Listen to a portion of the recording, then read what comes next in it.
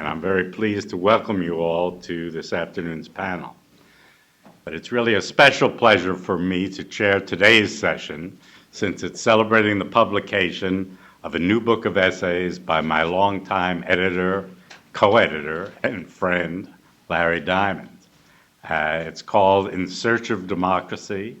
It's just been published by Routledge, and it's a big book in every sense.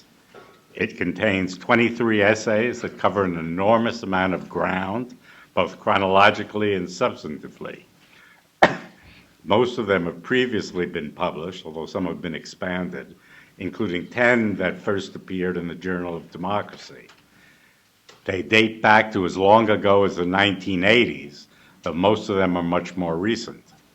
And they're introduced by a new essay that traces Larry's intellectual development, explaining how his scholarly interest in democracy arose and how it has subsequently evolved. I learned lots of things from it about Larry's career about which I was previously unaware, and I suspect other readers may find it as interesting as I did. And in any case, the first part of the book focuses on broader questions about the quality of democracy and its global trajectory. This section includes an expanded version of Larry's essay in the JOD's 25th anniversary issue, in which he defends the proposition that the world is experiencing today a democratic recession, a now much used term that I think Larry was the first one to introduce. The middle two sections of the book are devoted to essays on Africa and on East Asia, respectively, the two world regions on which he's written most extensively. And the final section focuses on democracy promotion, another topic on which Larry has regularly offered penetrating assessments. The scope of the book, I think, demonstrates his wide learning, his contribution to so many of the major debates about the nature of contemporary democracy, and his skill at dealing with the world of policy and practice. It strongly reinforces my own perception that he deserves to be considered the most eminent democracy scholar of his generation. But that doesn't mean he's always right. In fact, it's not uncommon for the two of us to disagree. And I hope that his fellow panelists today will not be shy about indicating any areas in which they differ from Larry's analyses. And we're fortunate to have with us on the panel three speakers who have deep expertise in some of the principal areas covered by the book. Peter Lewis, on the far left, has recently become Associate Dean for Academic and Faculty Affairs at SAIS, where he previously served as Director of African Studies. He's a recently added member of the editorial board of the Journal of Democracy, but for a long time he's been a regular contributor of articles about Africa to our pages. Louisa Greve, at the other end of the table, is Vice President for Programs at NED, where her portfolio includes East and South Asia, the Middle East and North Africa, and global programs. She was trained as a China specialist and has previously served as NED's Senior Program Officer for that country, and then as its Director for East Asia. And Tom Carothers, on my left, is Vice President for Studies at the Carnegie Endowment and the world's leading specialist on democracy promotion, a topic on which he's written numerous widely read books and articles. And he too is a member of the journal's editorial board. And I guess for the record, I should add that Larry Diamond is a senior fellow at the Freeman Spogli Institute and the Hoover Institution at Stanford. There's one piece of news, though, which as of the beginning of this month, he has stepped down as director of Stanford Center for Democracy Development and Rule of Law and passed the baton to his colleague, Francis Fukuyama. And of course, Larry is also co-editor of the Journal of Democracy and co-chairman of the Research Council of NED's International Forum for Democratic Studies. Copies of In Search for Democracy will be available for sale in the back of the room at a discounted price of $30 at the end of today's discussion. And it's rumored that you might get Larry to sign the book if you actually purchase it. Larry's going to open today's proceedings, speaking for about 10 to 12 minutes, and will allot each of the other panelists a similar amount of time. Tom Carothers has suggested I should be a firm chairman and holding the line on time, so I will try to do that. In any case, that should leave us with plenty of time for questions and discussion following the presentations. Those of you on Twitter can follow this event and contribute to the conversation by using the hashtag NEDEvents, or by following the forum at Think Democracy or the endowment at NE Democracy. And now I'm very pleased to give the floor to the author, Larry Diamond. Okay, well, thank you so much, Mark. I do want to say right at the outset, this event was not my idea. Neither was the price of the book. So I'm not going to thank Routledge for pricing it so exorbitantly for a paperback, but I will thank Mark for having the idea and taking the initiative, and for being such a really generous, supportive, and stimulating and challenging colleague over so many years. The book begins with an introduction that partly introduces everything else and tries, perhaps not successfully, to tie it together, but also does present a kind of reflection on my trajectory. And so I will just stress one thing, maybe two.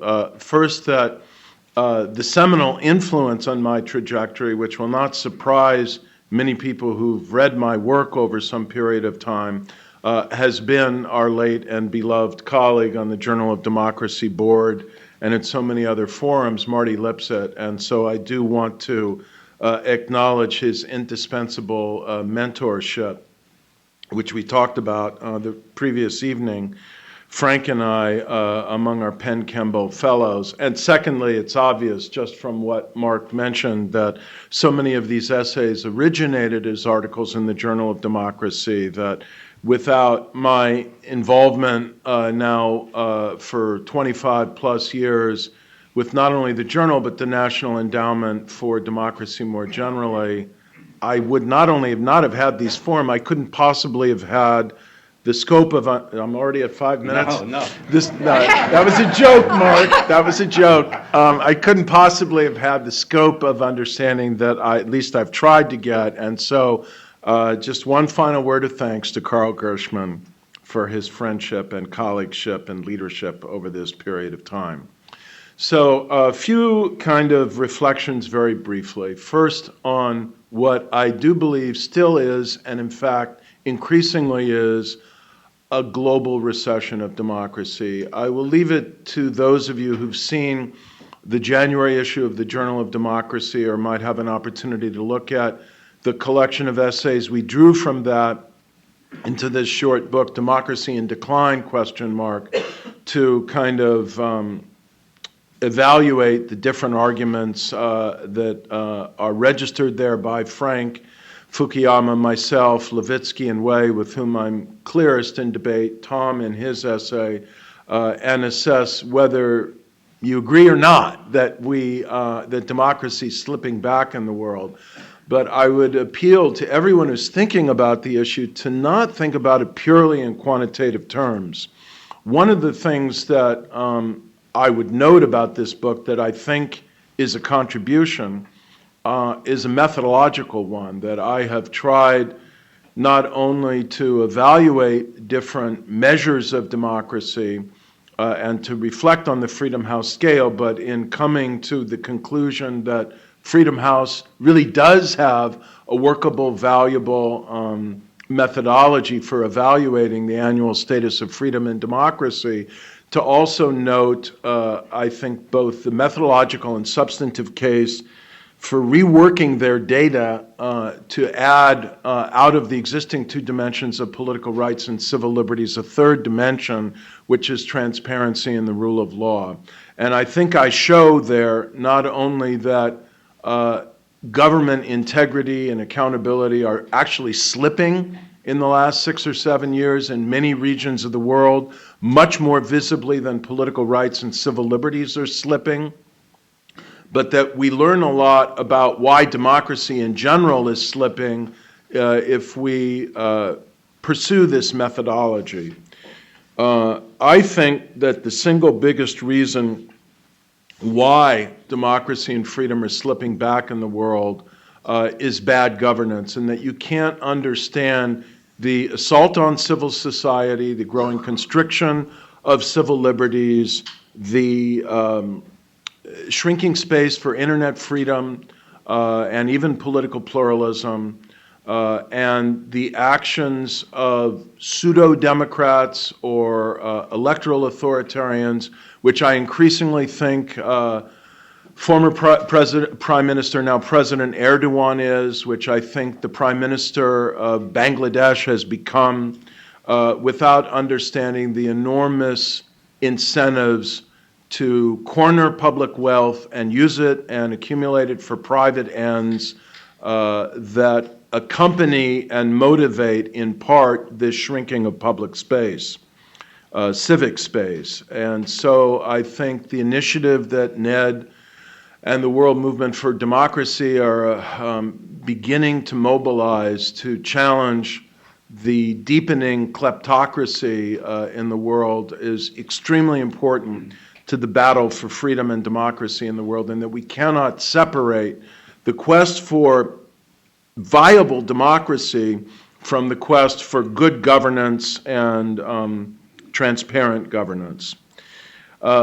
Secondly, I want to say that we can't assess the extent of democratic recession in the world or the health of democracy in the world only by quantitative means.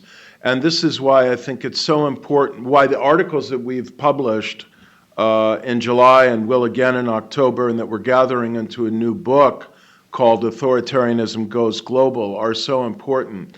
There are normative changes going on in the world. There are geopolitical changes going on in the world in terms of the mobilization and energy behind regional and national and now increasingly international authoritarian projects that pose new and sobering challenges to democracy in the world.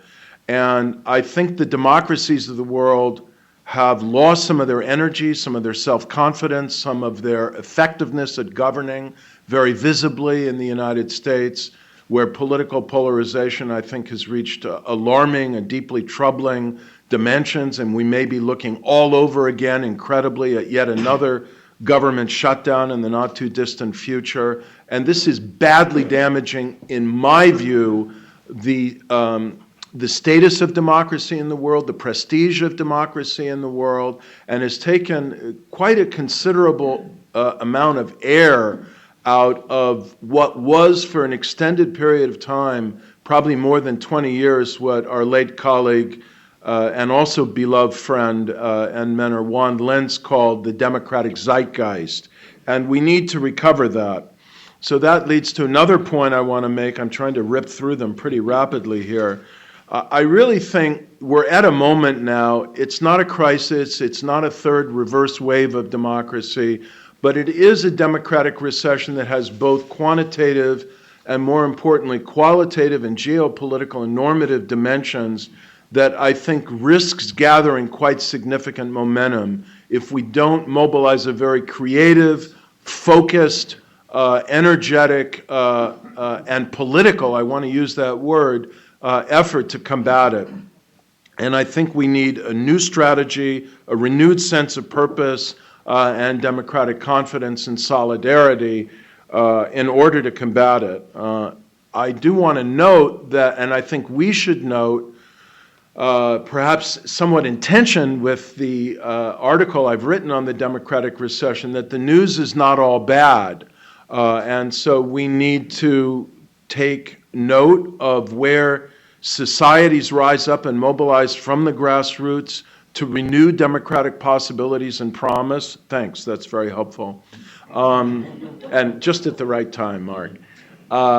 So I think it is very significant what's happened in Sri Lanka, and unexpected that this Prime Minister, President, or then President Rajapaksa, who was increasingly consolidating a kind of nasty, ethnocratic family dictatorship, and an increasingly corrupt, even kleptocratic one, suddenly experienced this split in his ruling coalition. Somebody breaks away from the cabinet, runs for president, wins. Rajapaksa tries to come back in the recent parliamentary elections and fails again to obtain a majority. And democracy, we need to be critical in our thinking and expectations, but at least has a new lease on life in a country where we were increasingly worried or even pessimistic. I really wanted Peter to be on the panel because the Africa section of this book is, I think, an important part of the book and is the kind of earliest work I did as a scholar of democracy. And Peter and I have been soulmates and fellow subjects of repeated disappointment, frustration, bordering on despair about the governance problems of Nigeria. And I did not expect, I'm just going to be honest here, that I would see in my lifetime an incumbent government in Nigeria, incumbent ruling party in Nigeria, defeated in an election, which I think they have been repeatedly over the years, but then acknowledge it, honestly report the results, and leave. And so we need to be open to, and we need to strategize about ways that we can achieve renewed democratic progress and unexpected breakthroughs in significant places. The final point I'll make that glides naturally into this is then, and I'm glad Tom is here, hopefully to challenge, think about, expand on this. We really need a new strategy or at least a renewed sense of commitment and purpose in terms of promoting democracy. We could debate why we got to this point, but I think our kind of national leadership commitment to promoting democracy has also ebbed in these recent years, and that's been at least an element in the democratic recession. Is it cause? Is it effect? Is it correlation? I'll let others debate that. But one of the most important and I believe valid points of the many important ones that Samuel Huntington made in his book, The Third Wave, is the distinctive importance of global factors and the role of the United States and other major democracies, of course not least our European allies and the European Union, in helping to create a facilitating global normative climate for democracy and international pressures diplomatically, economically, assistance through aid and so on, and democracy programming to advance the third wave of democratization. And if we don't renew that with a very good sense of strategy, with acute sense of evaluation about what's been working and what's not, with a good kind of overall sense of what our various tools are, with attention to what our democracy grantees were saying in the very important evaluation study that the World Movement for Democracy undertook of democracy assistance about now 6 or 7 years ago, telling us that diplomacy needs to work hand in hand with democracy assistance. And please don't just give us a grant and think that your work is done. Now more than ever, when our grantees, our partners around the world are under significant pressure, we really need to mobilize all the tools in concerted pressure to try to defend and renew democratic progress in the world. Finally, on the heels of Xi Jinping's visit to Washington, D.C., and what I think will be in one way or another a very historic and consequential visit, I just want to say a final word about China and my feeble attempts as a non-China specialist to think about its future. I want to restate emphatically what I have said in this book, and then more recently in an article in The Atlantic about a year ago. I think communism in China is in its final phase, its final years. I think it is quite imaginable that Xi Jinping will not see the end of his presumed 10 years as the president of China. He will not wind up, though he's very much trying to avoid the fate of Gorbachev, he will not wind up finishing his years like Gorbachev did, presiding over political liberalization in China that ran out of control. But in trying so obsessively to avoid being like Gorbachev, I think he is courting the fate of Gorbachev, which is the sudden death of his regime. And the reason is somewhat different than the Soviet Union. I think China has been changed by economic growth. Here I will unapologetically resurrect the legacy of Seymour Martin Lipset and his arguments about economic development and political and cultural change. I think China is changing. We don't yet fully see it. It can't yet fully emerge. But there is a civil society emerging. There is a pluralistic climate emerging. And there is no confidence or faith in the future on the part of many of the 60 or 70 million members of the Communist Party, not to mention people outside it. The only thing propping up this regime is performance legitimacy in terms of economic growth, and that's slowing down. And I think the Chinese Communist Party is in a dilemma now where if they don't embrace a kind of Chongqing Kuo strategy for gradual political decompression that would lead to a gradual transition, they're going to face a sudden implosion in ways we cannot fully anticipate at some point in the next 7, 10, 15 years, maybe sooner, who knows? And my final point is, I just think we need to start thinking about transition, governance, democratization, when that happens, and finding ways to prepare for it. Thank you.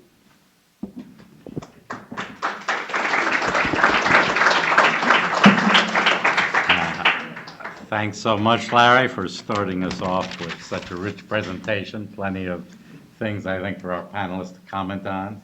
We'll begin with Peter Lewis. And I won't comment on China.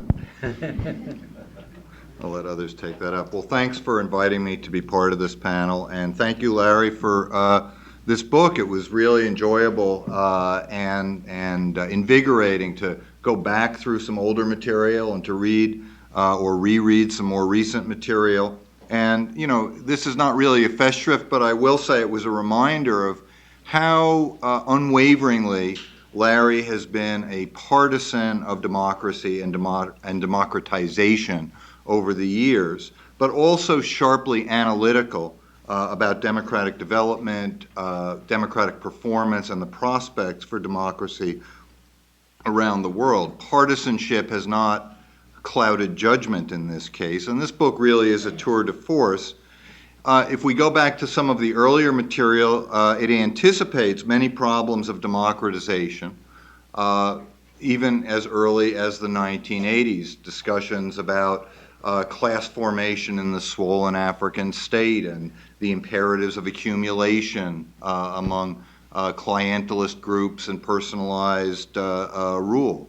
It also tracks the democratic wave of the 1990s, and then over the last 2 decades considers in very broad and deep ways the problems of performance and resilience both regionally and across the globe.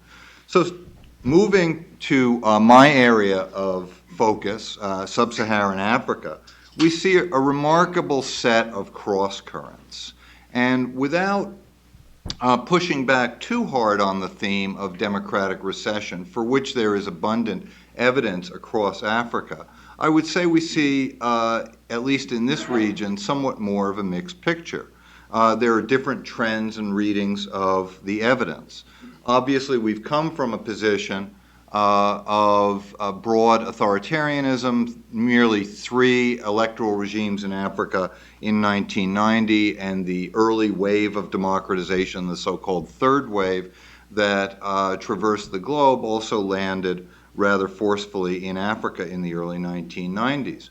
Since the subsidence of the first wave, we've seen subsequent transitions in Ghana, in Senegal, Kenya, Nigeria, Liberia, Sierra Leone, briefly in Mauritania, and so there have been continued democratic pressures. It is clear that some of the early pressures were exerted in no small degree by donor leverage, but as Michael Bratton and Nicholas van der Wal have forcefully argued, there were also powerful domestic forces that were unleashed by a variety of factors that we need not get into here that also impelled democratization. And we've seen those factors, rising classes, economic distress, poor performance by authoritarian regimes. We've seen many of those domestic pressures at work in Africa in the subsequent 2 decades after the initial wave. So what has been achieved, and what are the challenges that remain? It is incontrovertible that there has been a degree of institutionalization of some forms of electoral democracy across Africa. Many regimes, many governments have had multiple electoral cycles, and diversification in the party space, and increasing competition. And with this opening has also come, even in many of the hybrid regimes and the regimes which are still regarded as authoritarian, an opening of political space. Across Africa, there is more room for civic organizations, for independent political associations, for unguarded speech through social media and independent electronic and print media, and a broad opening of discourse. There are emerging middle classes. There is, in many countries, a stronger civil society. And social media gives a certain degree of cover to people, a certain degree of anonymity, as well as an explosive growth of telecommunications, which has been a vehicle for the expansion of discourse. So these are some of the aspects or the elements on the democratic side. But it is also equally undeniable that the performance and the institutions in particular of democracy have not necessarily followed suit. Executive discretion and clientelism is still widespread and indeed dominant, even in many electoral regimes. Legislatures are often self-interested and self-dealing, and not very good transmission belts or vehicles for aggregating popular interests or moving much legislation, although they are adept at increasing their own salaries in many cases. Parties have evolved in many countries into dominant parties that compete but scarcely have any fear of losing or diminishing their role, and they represent narrow elites. And on the performance side, the problems of governance are both qualitatively and quantitatively decidedly mixed, as we can see from the Afrobarometer and public opinion, as we can see from the indicators in Freedom House, and as we can see throughout African countries and African politics. In particular, there are 3 issues which have been fraught and difficult and challenging in democratization in Africa. One is the problem of accountability. In Nigeria in particular, but in many countries, Kenya is another good example, South Africa is a third, there is an abundance of transparency, yet very little accountability. We know much more than we did 10 or 15 years ago about corruption, about malfeasance, about the misuse of public finances, about closed-door deals, and how things go wrong behind the scrim of official power. And yet very few people have been prosecuted, ousted, jailed, or in other ways held accountable. So there's this constant stream of information through, say, the Nigerian extractive transparency initiative, and yet very little is done about it. So the problem of transparency without accountability is a severe problem. The problem of economic growth without inclusion and without prosperity has been an issue that I've talked about, and this is linked to a deeper problem which is remarked much around the world, but particularly acute in Africa, the problem of inequality. Democracies in Africa have been elite democracies. There has not been a corresponding spread of economic equality in tandem with the political equalization conferred by citizenship and the vote. And unequal democracies are often tantamount to highly corrupt, extractive, and dominant democracies. And the third problem has been the problem of public goods. Arguably, public goods, basic services, infrastructure, broad qualities of the rule of law. Arguably, they're better served in many countries than they were under authoritarian regimes, but they're still grossly inadequate to provide basic education, basic health, human capital, essential foundations of infrastructure for sustained economic growth across much of Africa. And so the problem of public goods remains very fraught. So there's the question that is on the table here of whether there's a democratic recession in Africa. And again, I would say across the African continent, there are very mixed signals. The Freedom House ratings show somewhat of a recession. There has been a decline in Eastern and Central Africa, which was always weak to begin with, since 2003, but advances in Southern and Western Africa until the last few years. There has been some subsidence in the quality of democratic performance, again in the Freedom House ratings, to take one quantitative measure, in the last 5 years. By the same token, we see in the Afrobarometer public attitude data both a frustration with poor performance, which backs up the Freedom House measures, but also a resilience in commitments to democracy. And so a continued persistence of democratic norms across the region. We've seen reversals in Mali, Mauritania, Burundi, and the recent coup in Burkina Faso this week. Constrained political space in Ethiopia, Rwanda, the DRC, and possibly even, if we look at the judicial domain, even in South Africa.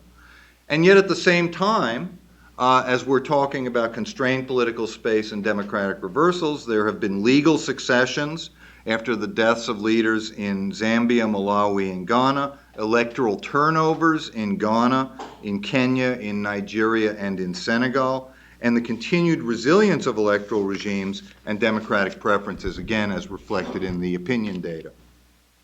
And so with my remaining 1 minute, I'll point out that we've seen an institutionalization of what we might call constitutional electoralism, but it has been often navigated by elites to protect clientelist interests, and sometimes this takes the form of dynastic strategies pursued by presidents or political parties. And yet at the same time, we see a very encouraging countervailing role of civil society, emerging classes, including rising middle classes in many of the better performing African countries, and even a constructive role of diasporas in this process. Also, a degree of shifting norms on the continent, as expressed through the New Partnership for Africa's Development, the African Union, and others. The final question I'll raise, because this is part of the title of today's talk, and I know Tom is going to talk about it at length, is the question of external actors and democracy promotion, the salience of international actors in this process. And the one thing that we can flag in Africa today is the very limited donor leverage.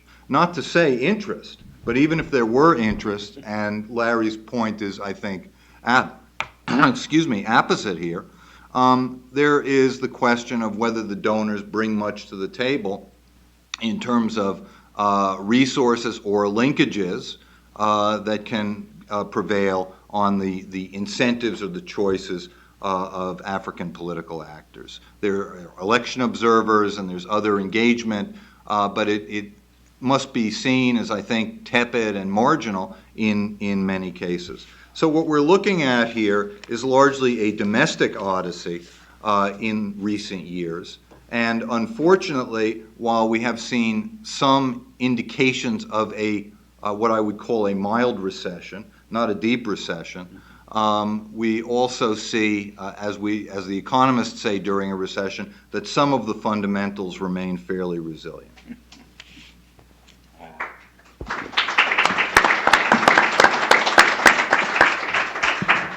Thank you, Peter, for packing a very nuanced evaluation into a very short period of time. What you said about the weakness of the donors, I assume you mean the Western donors, Yes. made me think of competition from China, which perhaps is a good note on which to ask Louisa Greve to speak. So, Louisa. Thank you, Larry.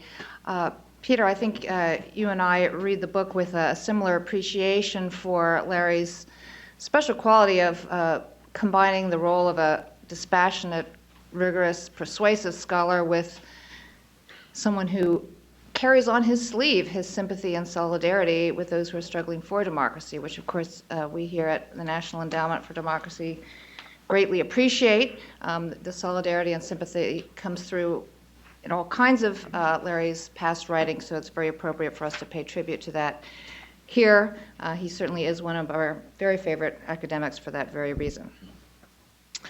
I thought I would comment a little bit on the section of Larry's book on the state of democracy in East Asia and also the current global context for both democratization and correspondingly democracy assistance.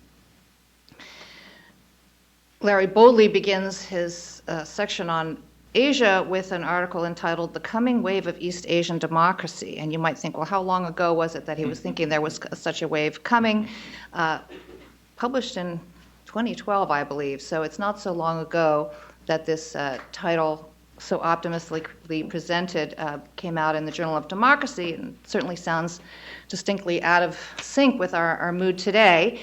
But even Larry was not so ready to commit himself as to predict a wave for sure. In fact, he hedges a bit by beginning his article, if there is going to be a big new lift to global democratic prospects in this decade, the region from which it will emanate is most likely to be East Asia. So compared to all the other regions, it's the least worse off, and that I can agree with.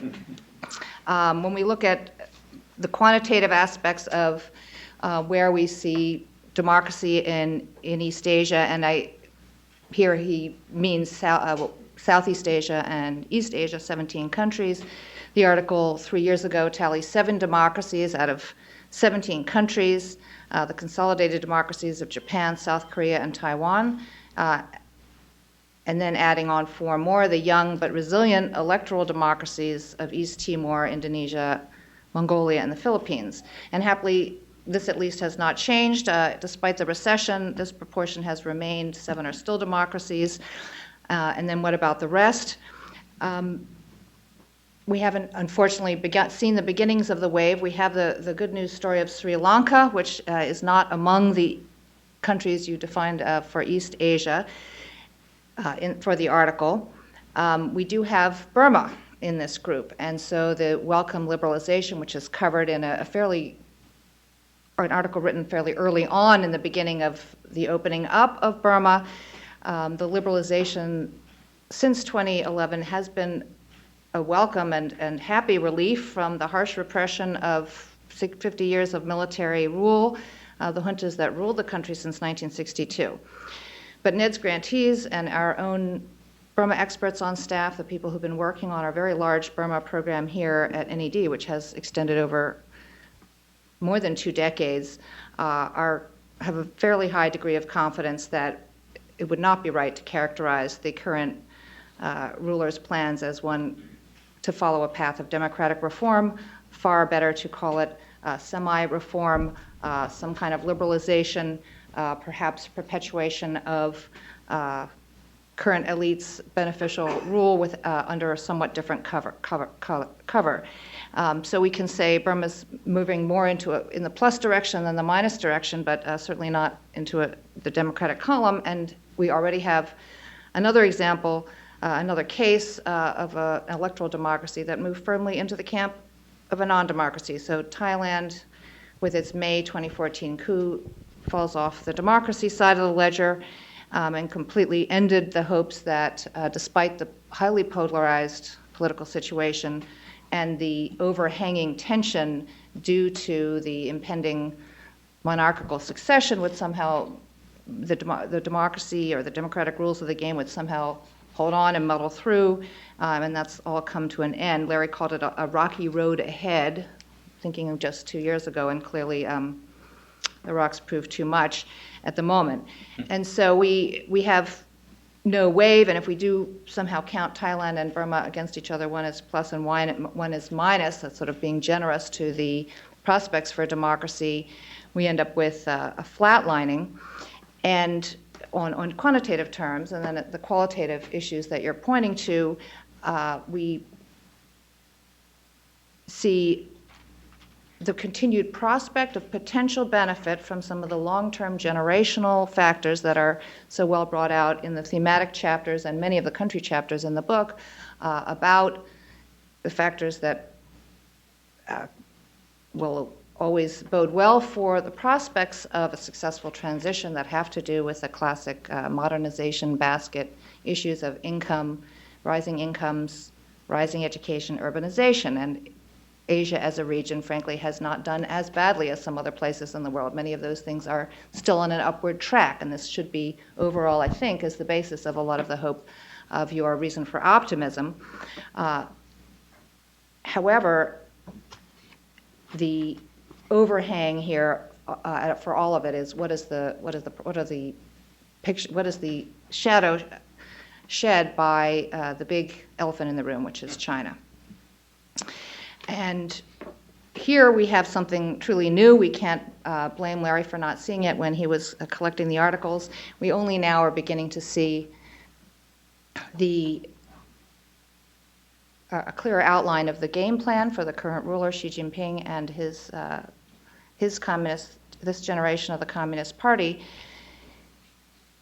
Clearly, the game plan of this leadership is different from that of their predecessors. Hu Jintao and Jiang Zemin played a balancing game, allow enough openness to have economic growth, to gain performance legitimacy and better governance and better standards of living. Some freedoms, keep them in control, and have a balancing and a reversal of course within a fairly narrow band of trying to control for too much dissent and things getting out of control, and yet allowing enough flourishing of free of information flow and independent action on the part of society and business to provide the development that is so necessary for the performance legitimacy.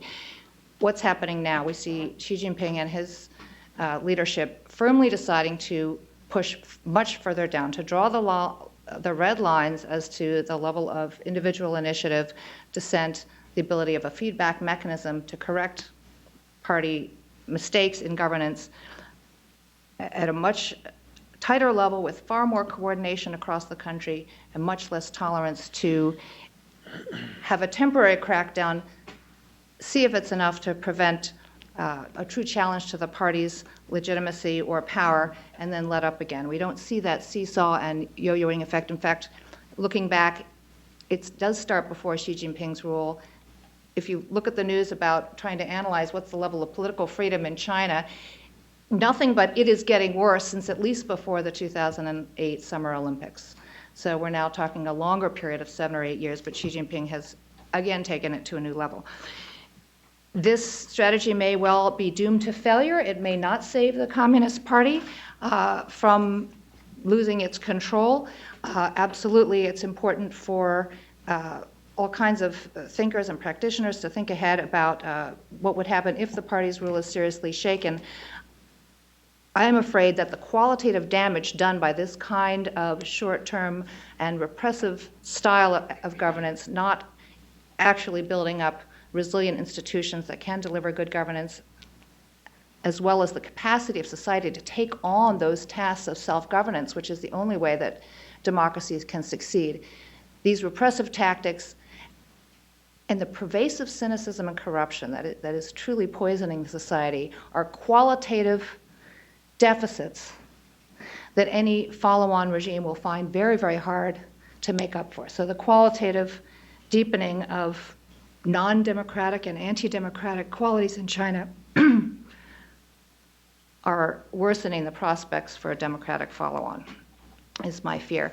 Now, in fact, Larry's article on China comparing the past transition of Taiwan to democracy with the prospects for any future Chinese transition, in fact, points to the other point I wanted to just touch on briefly if I can. It's on everyone's mind. When Taiwan undertook its transition, Larry in fact says it was a unique moment in history, and he attributes one of the major forces motivations behind the top-down democratization, the imperative for a small and insecure country to secure international recognition. What was that moment in history was one, there was, you refer to the third wave. There was a democratic zeitgeist. It was a momentum there, but it also was part of the geopolitical reality, which is how to keep from being displaced. Taiwan had to keep from being displaced by China as a recipient of international recognition, and in a zero-sum game of the Cold War era, recognition, trade, and so on. How many countries in the world are benefiting from these kind of cold calculus questions where their interests lie, choosing democracy over what might be somewhat more attractive short-term thinking about how an existing regime can maintain its rule, as opposed to the very difficult task of liberalizing and trying to earn the badge of being a democracy? What are the benefits to such a regime? It truly is a different period, and I wanted to ask, for those who are in the mode of scholar, does it cause then any need to rethink some of these other factors you've been studying so long as you try to understand the successes and failures of attempts made during the period of the third wave, looking at the income levels, all the factors that Professor Lipset and fellow scholars are identifying as facilitating factors, necessary factors? Are the conclusions being drawn really only valid against the background of an enabling international environment? And if we're in a truly unfavorable international environment, do they operate in the same way? And it's a question we're all facing. Finally, I will say something as a practitioner. We appreciate so much Larry's sympathy, but as we look at the effects on democracy promotion, as we recognize the democratic recession, because the prospects are not as rosy doesn't mean that people in these countries have given up themselves. Clearly for promoters, it is about finding new strategies, but at the same time, the commitment has to be there. We can, in fact, look back to a time before the favorable environment became just a background noise. There was a time when NED and others who were supporting democracy in the round couldn't count on social media, a wired world, easy international flows of information, the concept of civil society as a legitimate and internationally recognized form of social organization in quite the way that it is now. And yet, there were Democrats there who needed assistance, and NED found ways to do it. We naturally will go back and find ways to revive methods that we had before, and we'll be finding new ways as well. So the fight continues.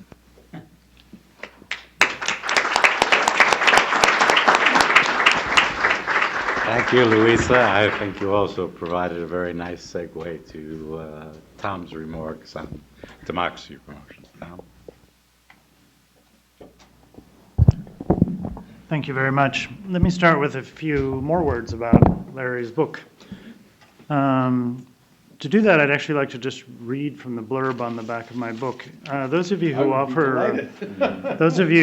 blurbs for books know that when you get asked to do so, often from someone you haven't heard from for a while, who suddenly gets in touch, many times you kind of take a deep breath and you agree to do it, and you string together a few adjectives and hope you've gotten through it.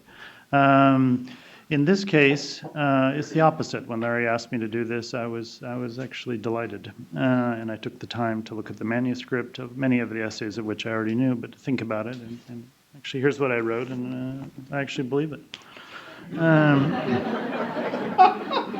Presenting decades of accumulated insight, wisdom, and constructive provocation, this volume is not only an irreplaceable account of the global state of democracy, but also a remarkable testament to the power and value of one original, rigorous mind taking on an entire field of study across a defining generation of landmark events and trends. Now, my task here today is to talk about the challenge of promoting democracy in the context of democratic stagnation. So I'd like to try to do that. When the field of international democracy support got going in the late 1980s and early 1990s, there were three basic contexts in which democracy supporters found themselves working. One were authoritarian contexts, but authoritarians who were somewhat on the ropes or were in trouble because of the democratic zeitgeist of the time and rising population clamoring for democracy. The second were countries that already made a breakthrough, some kind of authoritarian collapse and a breakthrough into a new, clearly pluralistic order and a strong sense of momentum, taking the countries forward to what was hoped would be a better democratic future. And third were cases of countries coming out of conflict. There was, a generation of sort of festering Cold War conflict, civil wars that were starting to wrap themselves up in those years, whether it was Mozambique and Angola or El Salvador, Guatemala, Cambodia, and so forth. And these countries also had a terrific sense of momentum because of the sense that with the Cold War ending, these conflicts were entering into a natural sort of phase of ending and a better start would come. None of those three contexts is much in evident today. Instead, we have at least four different contexts which democracy supporters find themselves in. First, they are authoritarian countries in which authoritarians are feeling somewhat more emboldened, sort of geostrategically and assertive, in which they feel that they have somehow mastered the game of co-opting their populations into the authoritarian project through some kind of contract that seems to be working. And authoritarians who are much wiser about the international context in which they're operating in terms of what international democracy support is and what it means and how to fend it off. The second category are cagey, semi-authoritarian leaders who allow a certain amount of political space, often hold elections, often allow opposition parties, a little bit of independent civil society, some media space, especially online, and so forth, and who have become expert in regulating the amount of openness to balance the amount of social sort of popular pressure they feel against them, and have also become, this is extremely important, remarkably agile in using parts of the international democracy community and parts of the international assistance community more generally to support their project. So they look within the menu of democracy support and they find ways to take parts of it or to distort parts of it, like election monitoring, in some cases governance assistance, especially that on offer from donors who are rather soft about it, and they're able to use parts of the assistance agenda to their advantage, both for legitimization purposes and also actually to strengthen their own sources of power. And then third, we find pluralistic societies that have been now for 20 or 30 years engaged in a process of pluralistic politics and attempted democratic consolidation, but are somewhere in a difficult and often tedious place in which populations are exhausted and tired of their political elites and no longer believe very much in them, although they remarkably still believe in the larger project, in which the entrenched problems of governance have now so obviously become intractable, whether it's systematic corruption or just poor performance, that one begins to despair about how they're going to be overcome, and so forth. And so if one looks at El Salvador today compared to the sense of some hope coming out of the Civil War, one finds a society that's still pluralistic, still democratic in many ways, but so far down this road that it's really daunting. The same is true even with South Africa. we'd have to say today. And one could say Nepal, despite the encouraging approval of the new constitution, here's a country 25 years after its democratic opening that has just chewed up the last quarter century of history in violence and dispute, political fecklessness, and so forth. The fourth category of countries are those that are in conflict, and this isn't a sense not like the conflicts of before. It's often intractable conflict in which there's no sense of a larger historical zeitgeist that's going to help move them out, whether it's the Democratic Republic of Congo stuck in a kind of low-grade civil conflict that constantly distracts badly needed resources from a country that's in terrible shape.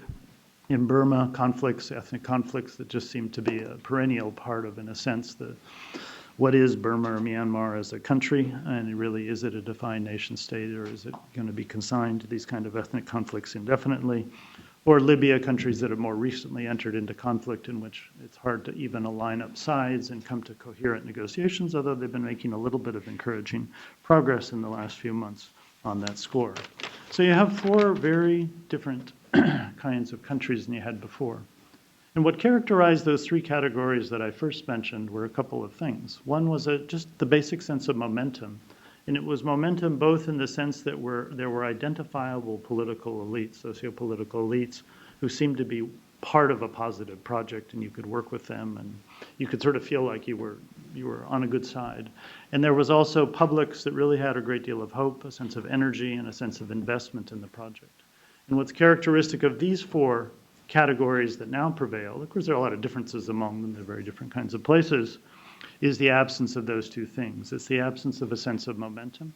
And instead what you find is it's very hard to find a substantial amount of the political elite in any of those four countries who's really seems to be the people you would want to commit yourselves to for a democratic future. Instead, all of the political elites seem to be tainted in some significant ways, or seem to be anti-democratic in many ways, but even the ones that are putatively democratic are now compromised in very serious ways. And secondly, the publics are either co-opted or they're exhausted. And so you either have the publics like in places like Belarus or in China and Russia to some extent that have been fed a diet of propaganda, as well as a socioeconomic contract that has provided some benefits for them and are part of, in a way, part of the project, or you have publics that are exhausted in other places, like some of the other countries that I mentioned. So what does this mean for the community of actors that want to support democracy? Well, it means a whole bunch of things which we don't have time to go into here, but just to tick off a few. It means, created a monster over here. It means whether, this goes against my whole theory, you can never change people, Mark, so that's good. It means whether, how to work in contexts in which sort of experienced opponents of democracy understand democracy assistance and are working to fend it off or working to misuse or distort it. It's a very different game. One has to, from the beginning, have a much more sophisticated approach to that. It means working much harder to find people, forces, actors, and processes that are pro-democratic. It means looking sometimes away from national processes to different levels of the society and trying to figure out where change might emanate from. And it means looking at kinds of actors and processes that are not necessarily formally about democracy, that might be really all about empowerment, whether it's women's movements or different kinds of regional or ethnic movements and so forth. And third, of course, it means focus on the delivery of democracy and separate, taking out the line between democracy programs and programs that deliver socioeconomic goods, although it's something that's difficult and has not been easy to do and isn't a panacea, but needs to be thought about more.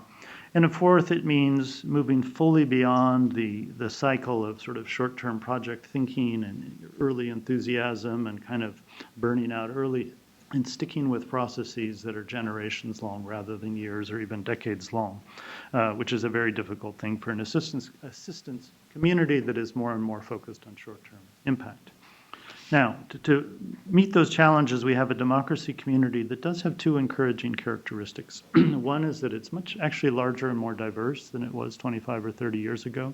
It never gets together. The democracy community never meets in a room, whether a room like this or a big stadium, but it would be a lot of people in a lot of different organizations. And we sometimes forget just how wide it's become, whether it's the Irish Foreign Ministry that's now very thoughtfully engaged in democracy assistance on some issues, ODIHR in Poland, which has become a rather resourceful organization under a lot of stress from governments that don't like it, promoting democracy to many organizations represented here in this room and so forth.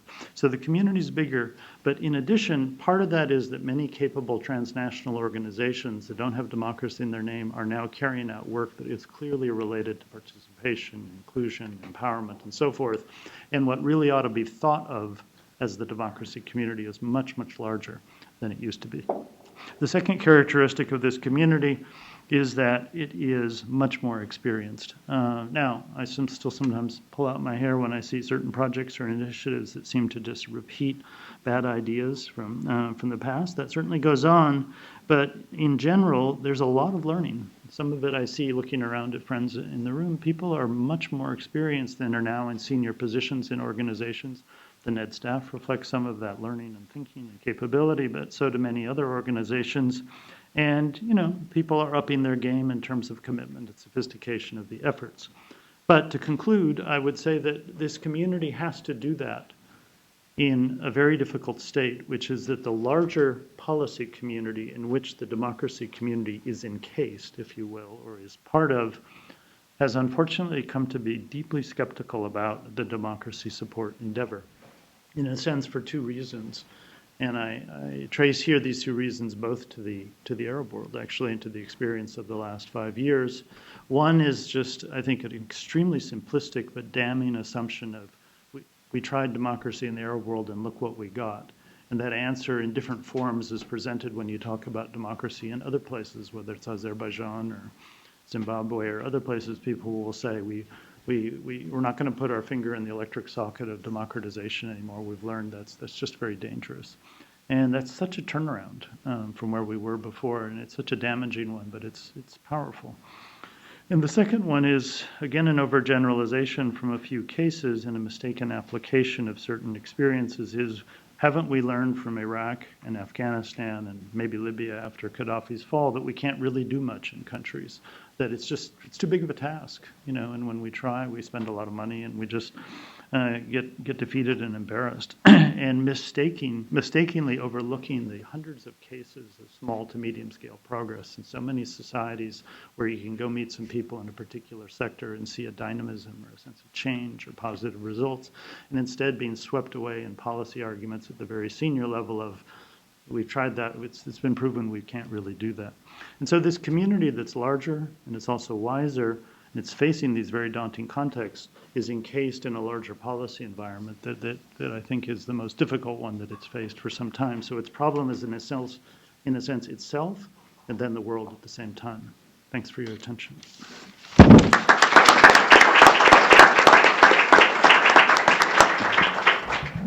Thanks for those comments, which I'm sure hit home with many people in this room. I think perhaps before turning to the audience, I should see if Larry wants to say a few words in response to the other panelists right now. Well, I'll just say a couple things. Number one, I think one of the single most hopeful things that I can note, kind of looking forward, is what Peter referred to as the resilience of the demand for democracy that the Afrobarometer just keeps stunningly showing. And we see that as well. I mean, we've just published this article, I guess are going to, I lose track of the issues, by Robbins from the Arab Barometer, which just shows, again, despite the tragic developments, there's still very, very strong principled support for democracy on the part of Arab publics. And when I say we're in a difficult normative climate, I don't mean to say there is the problem of disillusionment and disenchantment with the performance of many new democracies or semi-democracies, but the general desire, and even rather informed and increasingly sophisticated desire, because the Afrobarometer is not just using the word democracy. They're saying, would you like to have term limits on the president or not? Would you like to have an independent judiciary or not? And really, for people with very low levels of education on average, surprising domineering majorities of the public in a large number of African countries are saying yes to not just democracy, but in essence to liberal values.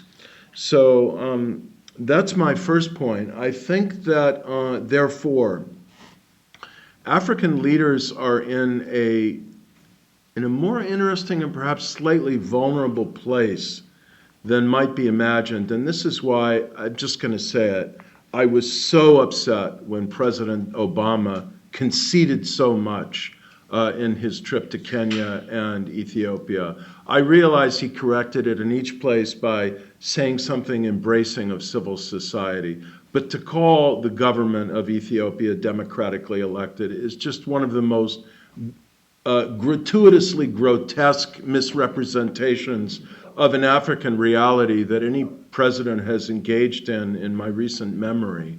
And it does damage to our credibility and to the cause of democracy. And I don't think it was necessary in order to sustain Ethiopia's cooperation on the war on terror to call the government democratically elected. And so I think they care about what we think. I even think the murderous and increasingly autocratic, and I think we're going to increasingly find deeply corrupt, despite his Lee Kuan Yew reputation, president of Rwanda, Paul Kagame, cares what the West thinks, which is why he's spending money to find apologists to try and influence Western public opinion. So we've got more to work with. I think we've got more leverage than we think. That's the first point. Second point I'll make is about Burma.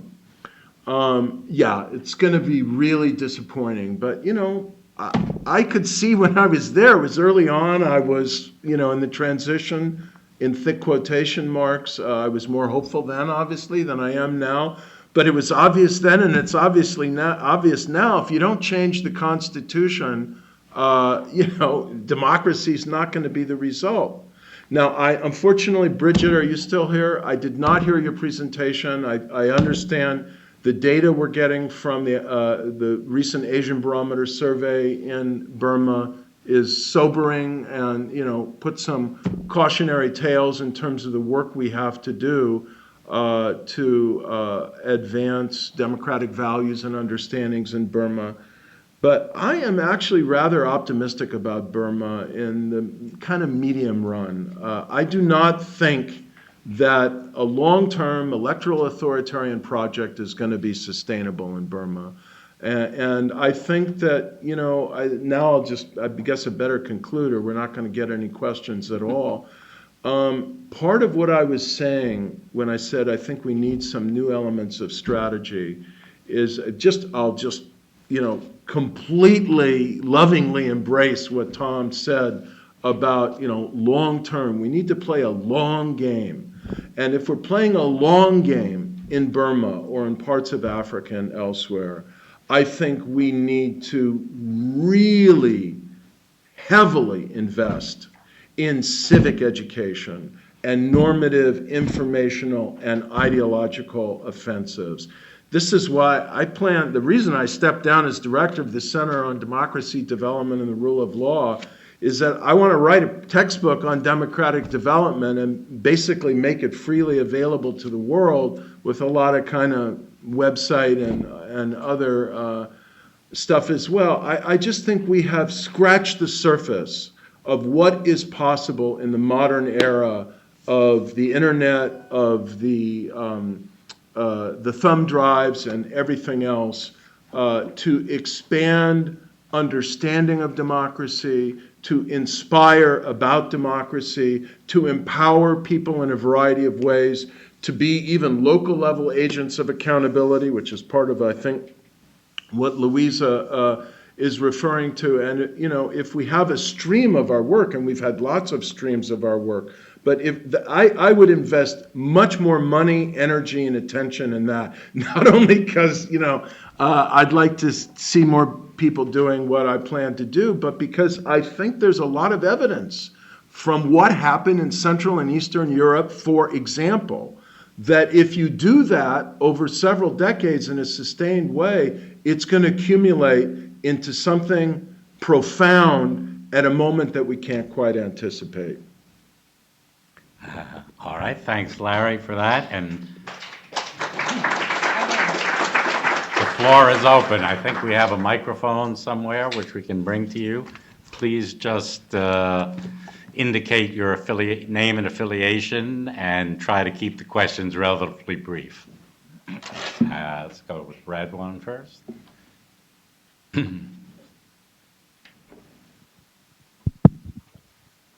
Thank you, Mark. My question is about the Arab Spring and what happened after the Arab Spring. A lot of people compared it to the fall of the Berlin Wall. But after the fall of the Berlin Wall, the West really supported Eastern Europe transitions to democracy. And if the West didn't do that, Eastern Europe would probably be a different place today. But after the Arab Spring, there was no such support. There was a lot of talk, but really very little support. So, and there was a counter current or counter revolution from other Arab regimes that were really scared of the success of democracy in some countries. So where is the support for democracy is the question really. And then we say, oh, it failed, but we didn't really support it.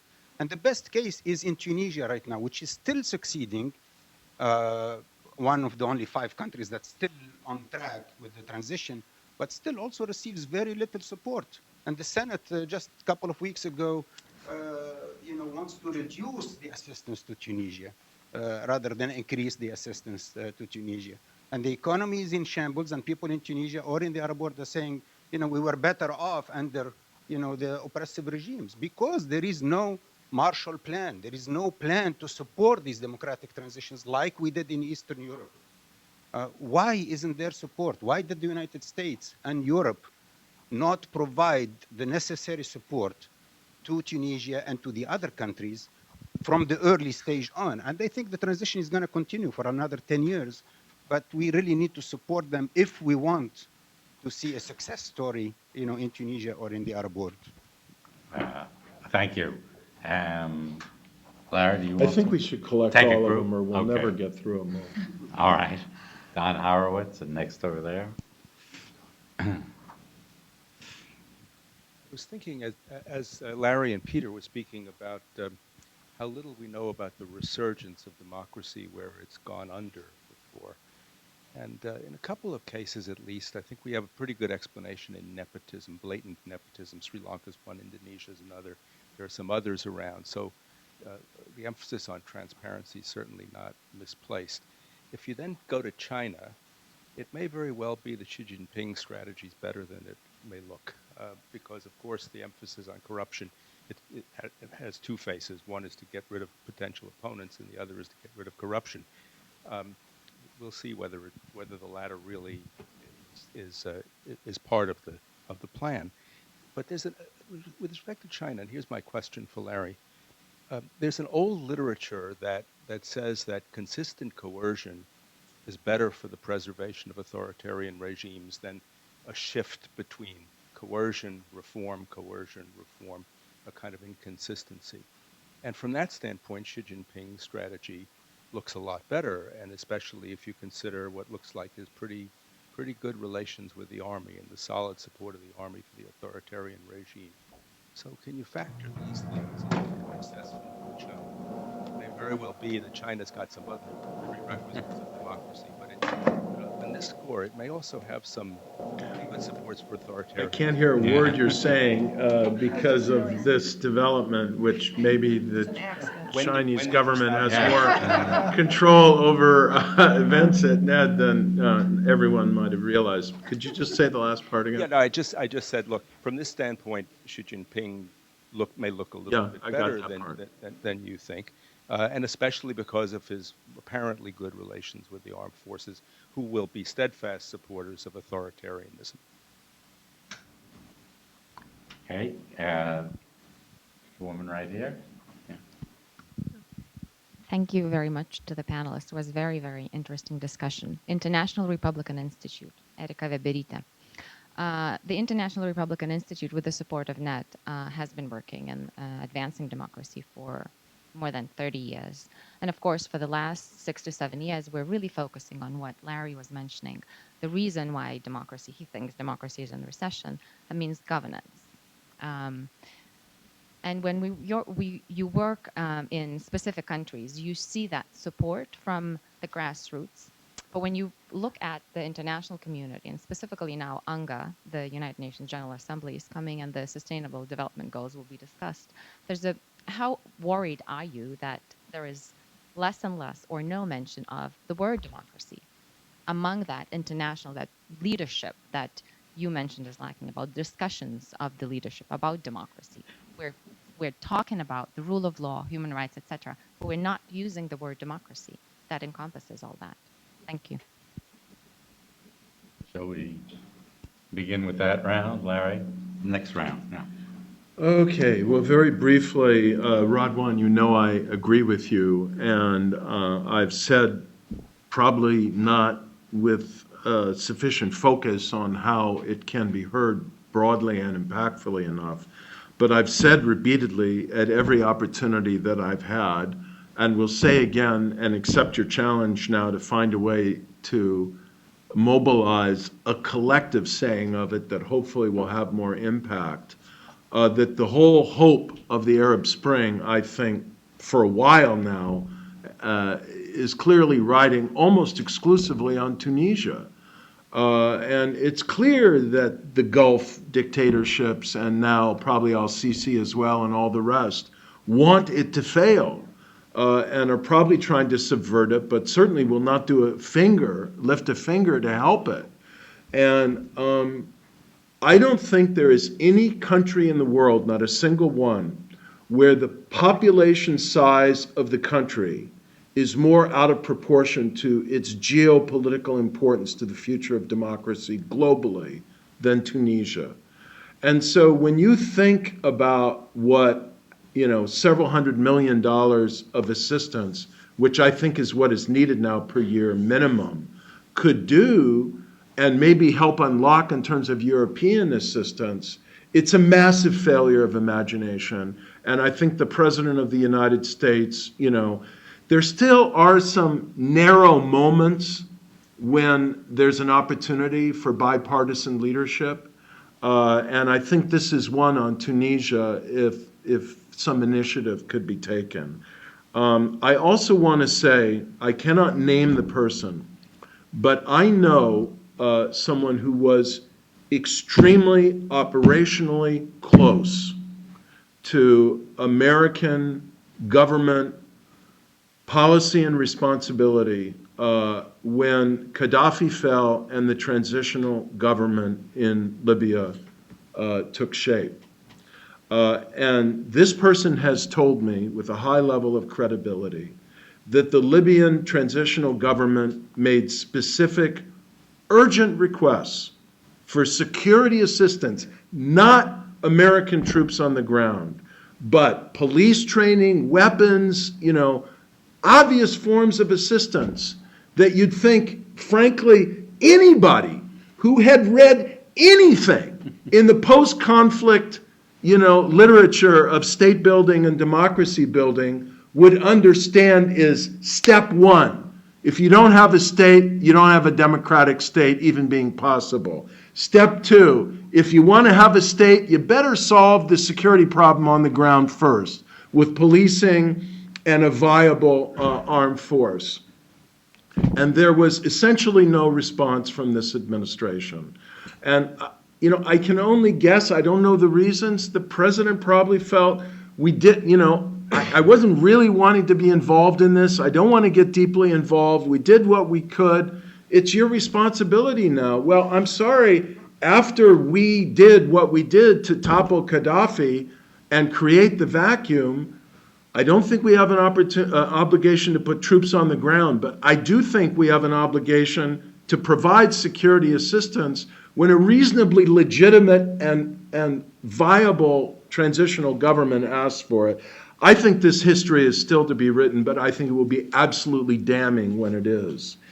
In response to Don, So, yes, if she is just bidding for the short term, you can say he's doubling down on repression. It's more consistent. He's trying to make it more ideological, but this is already failing laughably. And so he'll tighten up and shore up things. But the problem is that when authoritarianism doubles down on repression in what is becoming a middle-class society with the different informational means that Louisa rightly spoke of, it's a very big and I think foolish gamble, because it may look harder and more durable, but it's also more brittle. This is the point I've been trying to make now, that to me I think has been, I could be wrong, but to me I felt it's been obvious for a few years, that it will look harder and more durable, but it's going to be much more brittle. And that means when a crisis comes, I think it's going to crack much more without warning, and that, you know, these people are not even serving their own interests, because they could wind up, you know, having basically some version of the PRI in Mexico for another couple decades, or the KMT, you know, for, you know, the 20 years before the year 2000.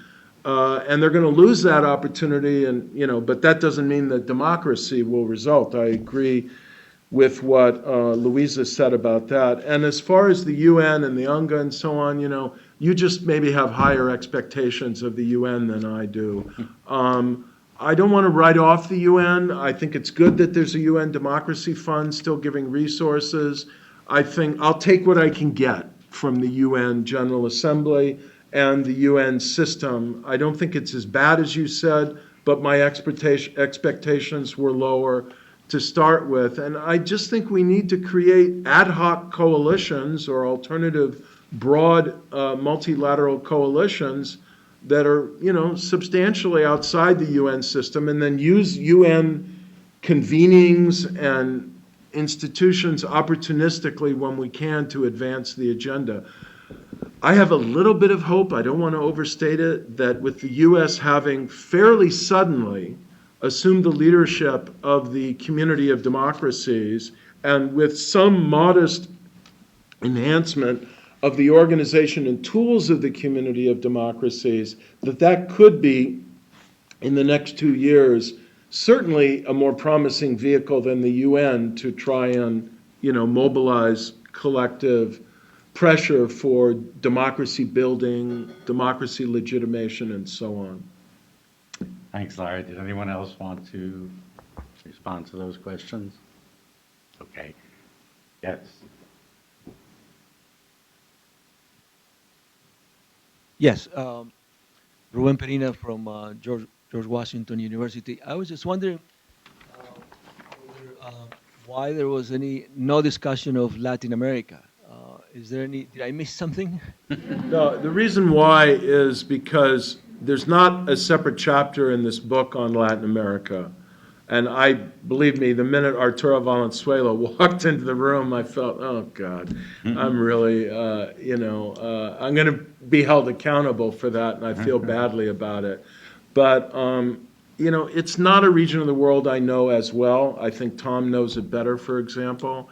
And while I've done some writing about it, it's been in the context of other books, and you can't include everything, and I apologize, but I think, a few of us do have things to say about it, even on this panel. Yes. Hi, Kelly Curry from Project 2049. I'm probably going to lose some friends at the NED over this question, but one of the things that, as somebody who's been working in the democracy promotion field for about the past 20 years, I've noticed is that since 2001, there's been an explosion, or there certainly was a large up-ramp in the amount of money spent on democracy promotion by the U.S. government. And more broadly, as Tom points out, there's been a growth in the community. There's a lot more funding available for some of this. But as with a lot of other development assistance, a large increase in funding has not necessarily led to the kind of, the same uptick in results, you can say. And that it has attracted a lot of people into the field, a lot of contractors now doing it. For AID, for example, AID is spending a lot more money on it and giving a lot of that money to people who, like the for-profit contractors. And it's become like another section of the development assistance world in a way.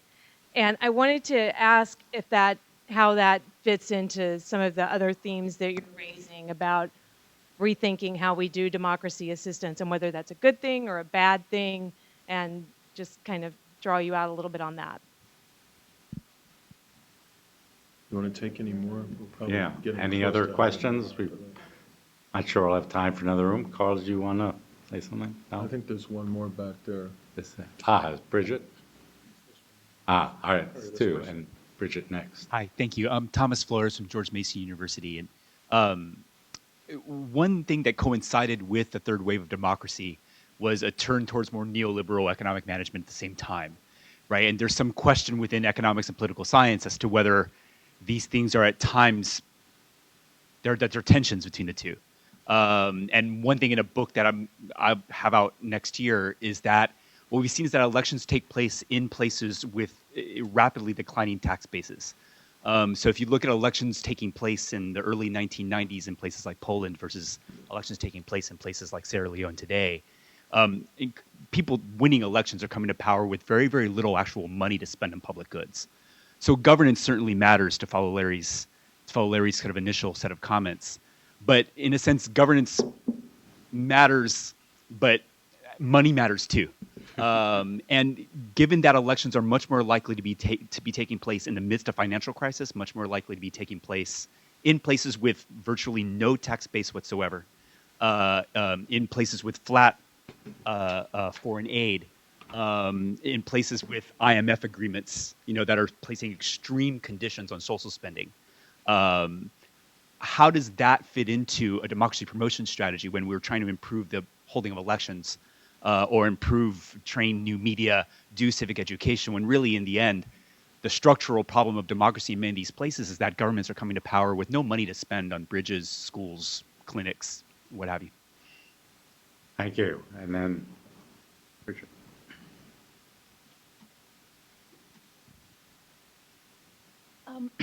Two interrelated questions, not related questions, but related to the panel. The first is on the theme of the Obama administration, which has come out in the conversations.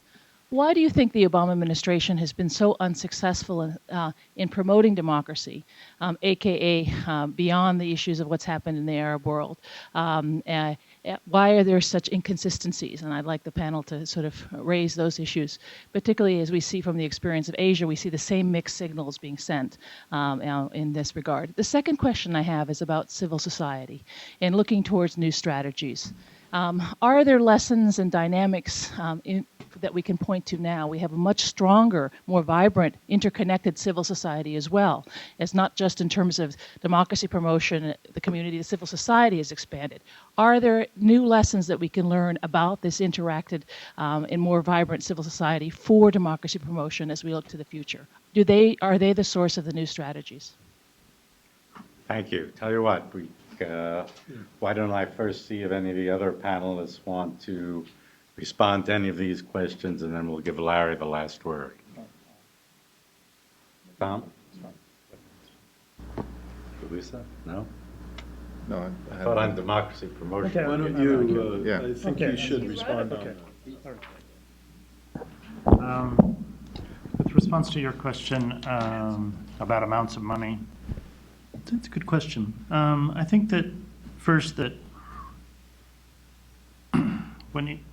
this is the overall advance or retreat of democracy in the world is subject, obviously, or is the result of many causal factors.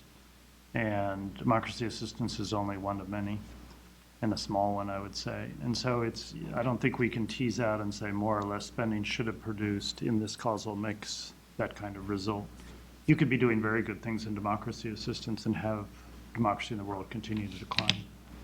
It's possible. That's what's happened in the last 15 years. Now, it could be been doing dumb things in democracy. Yeah, but I don't think per se it's a good way to measure the success. That always sounds paradoxical, and one can immediately picture the angry congressman saying, "Are you saying to me that we spend all this money and we don't get a guaranteed result?" It's true. Nor do we in poverty, or nor do we in, children's health and other things. But so I think that's a fact. And in particular, some of the amounts of spending on democracy assistance in other parts of the community, which is also what you're getting at a little bit with your reference to certain kinds of styles of assistance, are very expensive programming and certain kinds of style of programs that cost a lot of money, that don't clearly seem to be very hard-edged in various ways, very soft governance programming, very high-priced work with sort of institutions. If you look at some of the assistance in Pakistan over the last 10 years, huge amounts of money, and just clearly not having that. So there's no question that's been a result. I could talk about the Obama question, but I'd rather have Larry talk about it. He always says things with so much more gusto than I. All right, go for the gusto. Let me give one example of a study that pointed exactly to this question of in a country with difficult democracy problems, whether you spend a small amount there or a large amount there, what's the value of it, whether or not either strategy produced democracy, or which produced some progress. For NED, we recently had a look at our Afghanistan programs and had received from our evaluator a conclusion that smaller amounts directed to groups who knew where they were going, had been there for the long haul, were accumulating experience of their own over the long term, were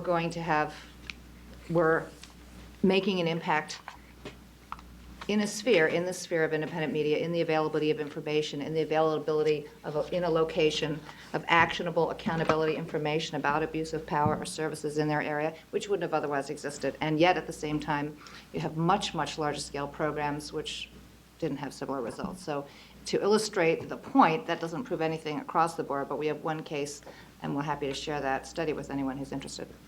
Thanks. Peter, just want to add a word? Yeah, I'll just say something quickly about the economic dimension of electoral regimes. So, in Africa, there was a broad-based economic distress, economic collapse in the early part of the 80s, which was succeeded and in many cases aggravated by austerity imposed by the multilateral financial institutions, but many of those programs subsided by the mid-1990s, early 2000s, and that was succeeded by a commodity supercycle. So capital flows to Africa quadrupled or quintupled in the course of the 2000s. Remittances surged.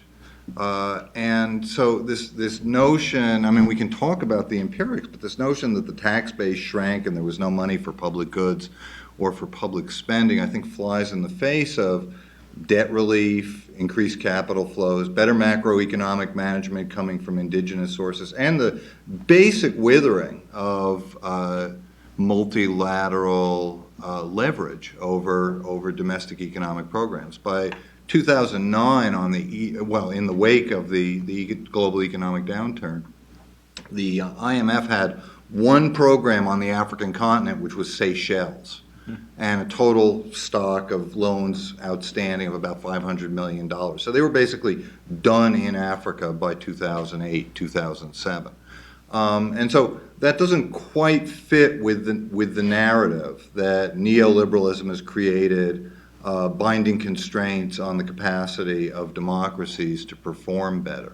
We can talk about that, but certainly as viewed from the African vantage, one would want to tell a more nuanced story.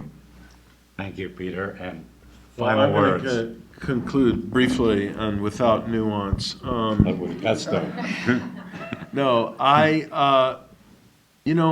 actually still respect President Obama, and there are many things he's done both internationally and domestically that I like, and even though I'd like to see a very powerful additional dimension to our Iran strategy now than appears to be gathering, I support his deal with Iran on the nuclear arms issue. But I just think it's a virtually inescapable analytic fact for those who study American foreign policy that he was, is, and will continue to be basically a realist in the way he views the world. And he's a liberal realist, not a conservative realist, but, this is not his principal priority, and it's much less of a priority for him, even though he thinks of himself as having come out of civil society, and people who have worked for him tell me he kind of really gets excited when he talks about like his initiative, Stand with Civil Society, but it just, when it's registered against the grand chessboard of the world and all of its problems, it's not a presidential priority, and I think our policies and allocations and so on have reflected that, and it's just presidential leadership really matters a lot here. So that's not the only factor, it's a factor. I want to say this, I'll offend somebody by saying this, and I know exactly who generally, and I apologize if it's anyone in this room as well. I just believe, as a matter of principle and as a kind of moral position, that we should not have for-profit corporations implementing democracy and governance assistance projects.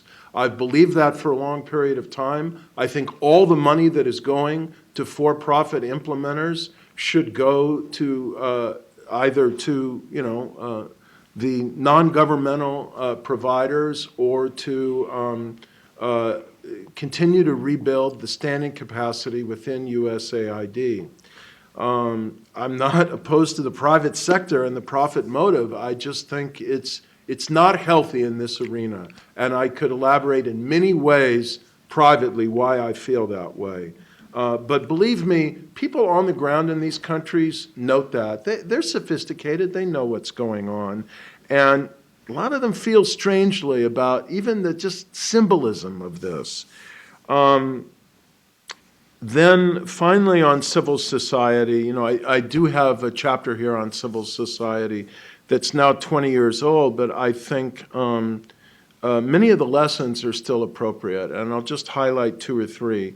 One is that it's important that civil society have a very kind of multidimensional and nuanced view of the state. It can't only be constant opposition to the state. And particularly after a transition, civil society needs to adapt to a dimension of working with the state. But at the same time, if it becomes financially dependent on the state, it really gets hollowed out and is no longer fully civil society. So I continue to be very concerned about the financial sustainability aspect of civil society, and I remain, not satisfied with those who say, well, you're grown up now, you're a democracy, and, or maybe to South African civil society, you're a democracy now for 20 years and in a middle-income country, so you should find your own resources.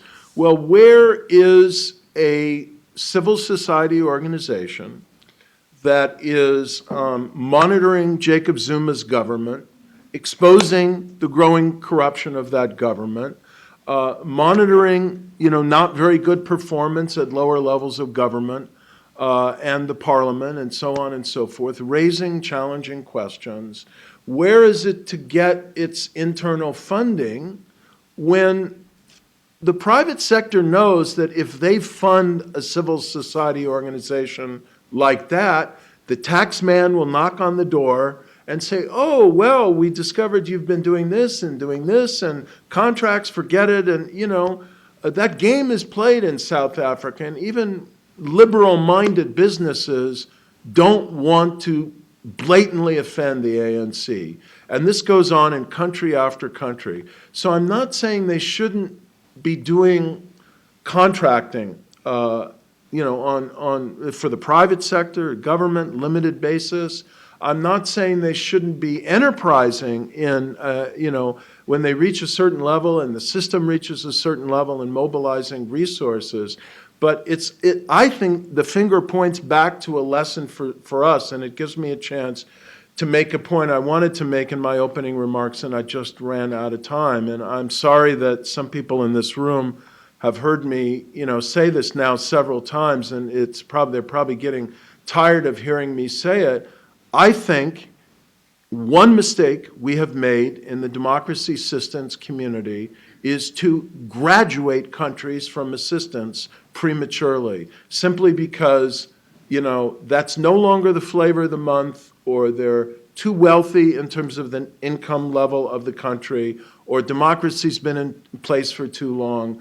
It should be up to them now. And if you've got a long strategy, I think part of the long strategy has to be a long period of very selective and judicious engagement with and support for some of the most essential, challenging, and political, in the sense of dealing with politics and power, civil society organizations, and a willingness on the part of the international community to support them, potentially for a very, very long period of time.